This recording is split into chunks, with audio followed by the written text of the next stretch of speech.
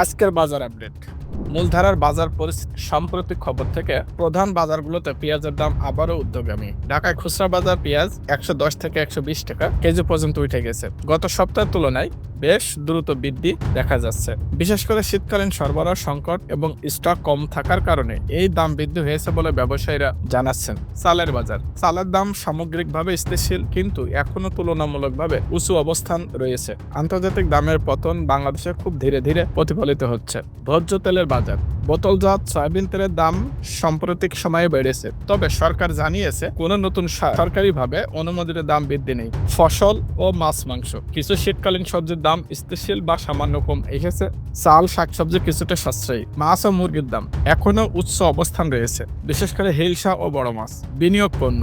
সোনার দাম গত কয়েক মাসে ধারাবাহিকভাবে বাড়ছে এবং নতুন রেকর্ড দামে পৌঁছেছে বলে তথ্য পাওয়া গেছে।